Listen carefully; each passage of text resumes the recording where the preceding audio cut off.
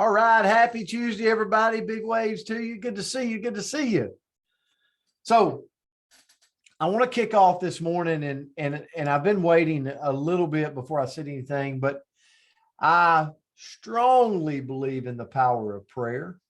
And we have a member of our I know not everybody's in our profession that's in this, but a lot of you are. And we have a member of our company that's I've known for a long time, the Snows out of Arkansas. Clark Snow is a pastor of Clark and Tamara of a really great congregation in Arkansas. And Clark on the way to church, or actually on Sunday, I should say, was hit head on. But both of those individuals, Clark and Tamara, and the driver of the other car are, obviously experiencing some difficulty. But thank the good Lord, they made it through, and they had to spend some time in the hospital. So I share all that to say, you might not know Clark Snow and Tamara and the driver of that car, but if you could send up a prayer. He gets on just about every day on the Coach's Corner, either through replay or live or watching it on Facebook. So, but anyway, we think so much of the Snow. So just wanted to put that out there. And our word for today is, it's really a great word for me. Sometimes you have words that just, you're like, this is so needed for you. And we've actually used this word a time or two in the Coach's Corner. Of course, we've done the Coach's Corner for over 2 years now. So, but the word is breathe. And if you look at the definition of breathe, I mean, we could all talk about, well, I know what that is. I mean, to take air, oxygen in, inhale, exhale into the lungs and expel it. We would all talk about that. But what about this morning? Like, I want you to just really think about the word breathe, to pause. As for breath, for rest, to pause for a minute.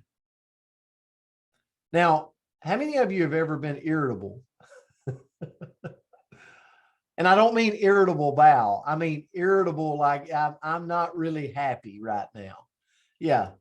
So I can't help but to think about breathe when this happens. And it's probably a major flaw of mine.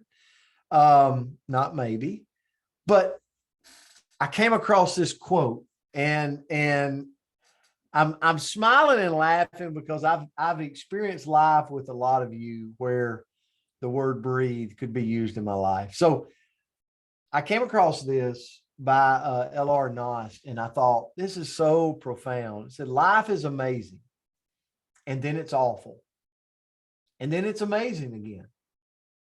And in between the amazing and the awful, it's ordinary, and it's mundane, and it's routine. Breathe in the amazing. Hold on through the awful, and relax and exhale during the ordinary. And I thought, that is powerful. I don't know. It was for me. It's like, life is amazing, and then it is awful, and then it's amazing again. And then you go through life sometimes where you're like, I am so freaking bored. It's just mundane, and I'm working, I'm going to bed, I'm getting up, I'm doing it all over again. It's like, is this really, like, can I go on a ski trip or something and mix this thing up a little bit? That's life. And it's like, breathe in the amazing, hold on through the awful, and relax and exhale through the ordinary, because, hey, it's all coming around again at some point. And so I believe every single one of us, whether it's a coworker, it's a close personal someone in our life, we probably experience some frustration where it would be great if we would just breathe and take it in for a minute. And so I came across this on my part. Every single one of us get upset and end up saying something we later regret. I've done it a million times. So why don't we think about the internal pause button? And just let breathing take place. And so number one, how do I got to do it? I got to recognize the trigger. How many of you, like, there's a sensation building in you when you get upset? Like maybe you start to get hot. Maybe you have a pulsation that starts happening in your forehead and people look at you weird because they're like, okay, he's like a pot about to explode. So recognize the trigger when whatever that trigger is in you that's happening. And then press the pause button, like mentally say, pause, Brent. It's like reaching for the remote and just hitting the pause button. And then number three, take that deep breath. Like just a quick extra hit of extra oxygen in your body. It helps the brain. And that just that little bit of time to pause and take that deep breath. And then number four, observe. Like for interaction, when you're dealing with people, like it's just hold off and listen. I mean, I've got people, I think of Rick in here is really good at this. Like, I want to say, hold, I'm just going to let you talk. And sometimes that is where it just masterful things happen when you let others talk. You don't have to be the first to talk when you're upset. You're just breathing. You're taking it in. And I'm talking to myself when I'm talking about this. And number five, then you can press play. Now you're ready to act mindfully. So think about this. Number one, recognize the trigger. Number two, press pause. Number three, take the deep breath. Number four, observe, sit back, listen. And then five, press play, because now you're ready to talk and it'll probably do you so much better. Or in this word for today, me, so much better when I use these steps. So Andrea, I'll turn it to you. Well, thank you, Coach. And this was a good one for me too. You guys know I can be just a tiny bit high strung. So it can help to have the tools in your toolbox. So that's what I'm going to talk about. But the quote that I found that I love was breathe, let go, and remind yourself that this very moment is the only one you have for sure. And that's Oprah Winfrey. And I just thought, gosh, ain't that the truth? Because I might be fretting or worried about something that is really imaginary, right? Like it's purely in my imagination right now. And I'm not present in this moment because I'm too busy worrying about the future. So love that one. And how many times have you guys heard, like maybe you're the one that's upset, or even you're in a movie theater and you're like, or you're watching a movie and there's someone losing their marbles. And how often do we hear, just take a breath, or just breathe, take a deep breath? What a side note right here. I highly recommend not telling your loved one to calm down. Like that is typically a good way to go in the opposite direction. I don't know anybody have that experience, but anyway, have you ever noticed that we hear that it's like part of our vernacular where it's like, oh, well, just breathe. Let's breathe for a minute. Just calm down for a second. Not recommended. But have you ever noticed on the flip side, when you're relaxed, like maybe when you first wake up in the morning or right before you fall asleep, what your breathing's like?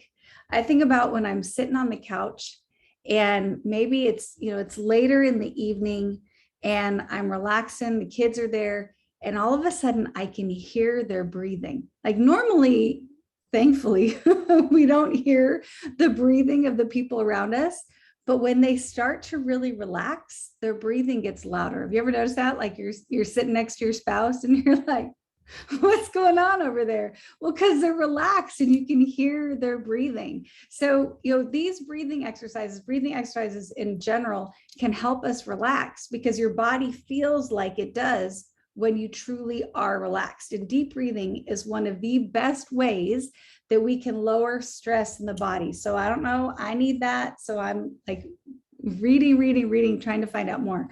So when you breathe deeply, it sends a message to your brain to calm down and relax.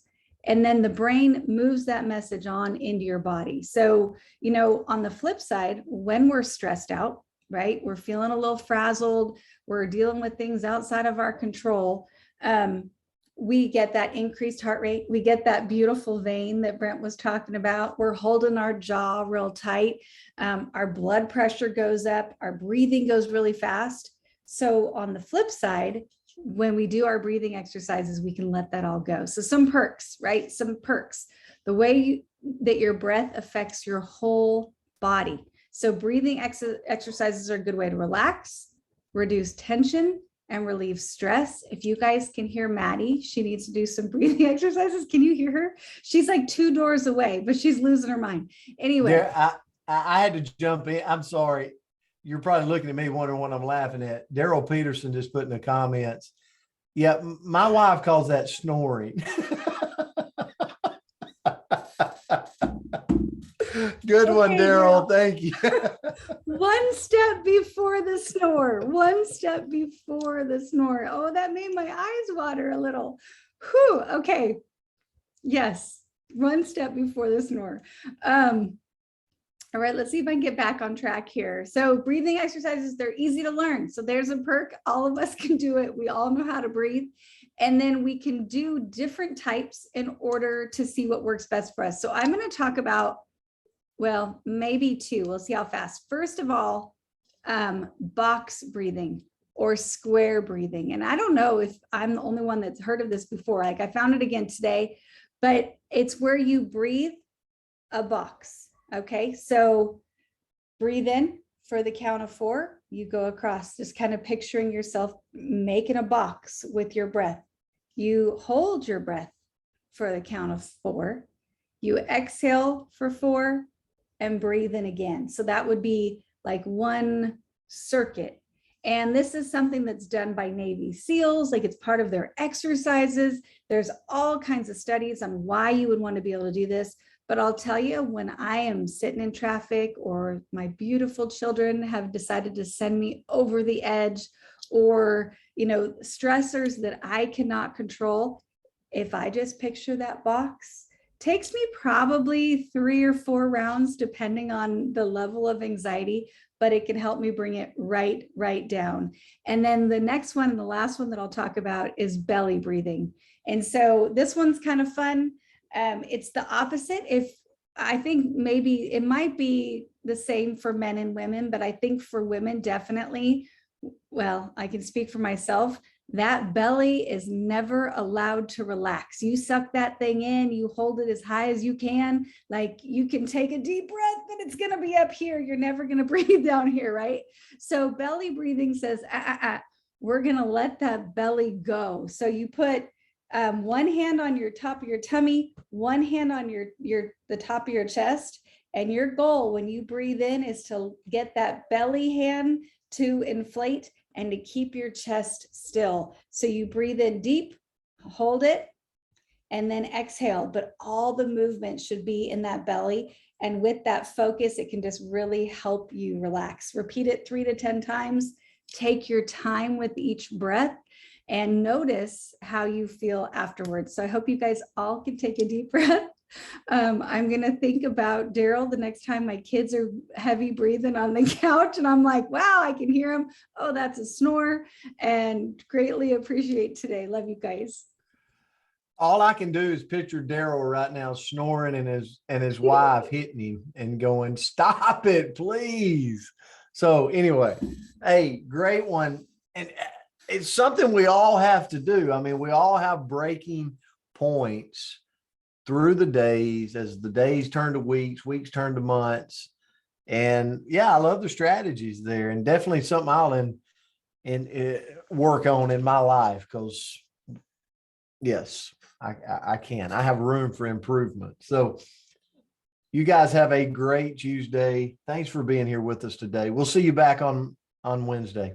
Hump Day. Thank you, Coach. Love you guys. Grateful for you.